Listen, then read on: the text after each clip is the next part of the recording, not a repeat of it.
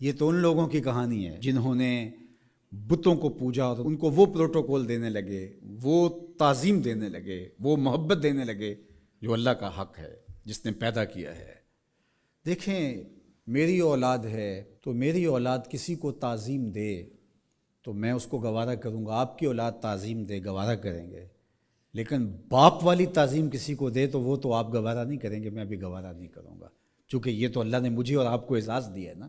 میری اولاد میرے سے ضد کر کے بھی کھلونے مانگ لے، کوئی چیز مانگ لے تو میں ضد پوری کروں گا اور مجھے خوشی ہوگی، لیکن میری اولاد کسی اور سے مانگے تو میری غیرت جاگے گی کہ یہ تو میرا حق تھا کہ میری اولاد کو مجھ سے اپنی ضروریات کی تکمیل کے لیے سوال کرنا چاہیے تھا، اس نے کسی اور سے کیا تو میرا رب بھی گوارا نہیں کرتا کہ میرا بندہ ہو کسی اور کی دہلیز پہ جائے۔ کہا تمہارے جوتے کا تسمہ بھی ٹوٹ جائے تو اپنے رب سے مانگو، وہ تمہیں دینے والا ہے، تمہاری ضرورتوں کی تکمیل کرنے والا ہے، یہ تمہارا رب گوارا نہیں کرتا۔ اللہ اکبر۔ حضور نے سوال کرنے سے منع کیا۔ حضرت ابوبکر صدیق رضی اللہ تعالی عنہ سواری پہ بیٹھے تو ہاتھ سے کوڑا گر گیا، تو آپ گھوڑا کھڑا کیا، نیچے اترے، کوڑا اٹھایا، پھر بیٹھے، تو کسی نے کہا کہ یہ آپ فرما دیتے، ہم پکڑ کے آپ کے ہاتھ میں دے دیتے۔ کہا حضور نے سوال کرنے سے منع کیا۔ یہ ہیں وہ لوگ جو عمل کرنے والے ہیں اور ہم تو باتیں کرنے والے ہیں۔ والذین آمنوا اشد حبا للہ، اور جو اہل ایمان ہیں وہ اللہ کو ٹوٹ کے چاہتے ہیں، شدید، بلکہ شدید سے آگے اشد ہے لفظ، یہ طلباء جانتے، اس میں تفضیل ہے۔ جو اہل ایمان ہیں وہ اللہ سے ٹوٹ کر محبت کرتے ہیں، محبت کی جو آخری حد ہے، اور یہاں محبت میں اشد کا لفظ کہہ لیے، دوسرے لفظوں میں اس کو عشق کہہ سکتے ہیں۔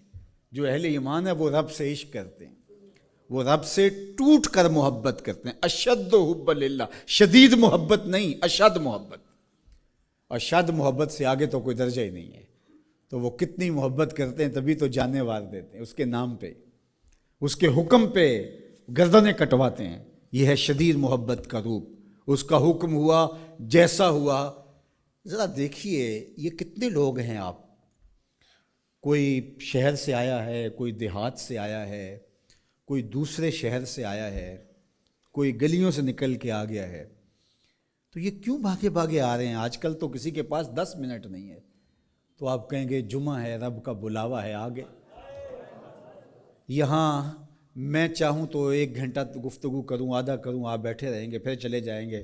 ابھی گھر جا کے کمر سیدھی نہیں ہوگی تو پھر مسجد سے بلاوا آئے گا، آپ پھر بھاگے چلے آئیں گے۔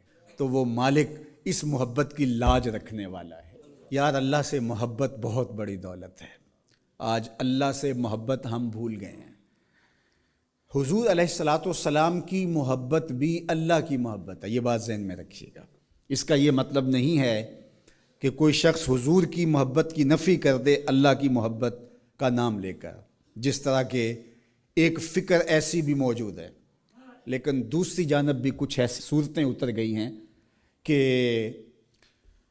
حضور کی محبت اس کا نام لیا جاتا ہے اور اللہ کی محبت بتدریج دلوں سے اس طرح سے ختم کر دی گئی ہے۔ اہل ایمان اللہ سے ٹوٹ کے محبت کرتا، تتجافی جنوبہم عن المضاجع، اور اللہ کی محبت کی وجہ سے راتوں کو ان کی کروٹیں بستروں سے الگ رہتی ہیں، وہ خوف اور طمع میں رب کو پکارتے ہیں، کبھی قیام میں، کبھی سجود میں، کبھی رکوع میں، کبھی تسبیح کرتے ہوئے، کبھی تہلیل کے ترانے پڑھتے ہوئے، اس کا مبارک نام لیتے ہوئے، تو اس کے ذکر سے اس کی محبت کا اظہار ہوتا ہے۔ نماز پڑھو تو ڈوب کے پڑھو، سجدہ کرو تو ڈوب کے پڑھو، گویا تم اپنے مالک کی دہلیز پہ اپنا سر رکھ دیا ہے، اور پوری تندہی کے ساتھ اس کے حضور سجدہ ریزیاں کرو، چونکہ وہ ہمارا خالق ہے۔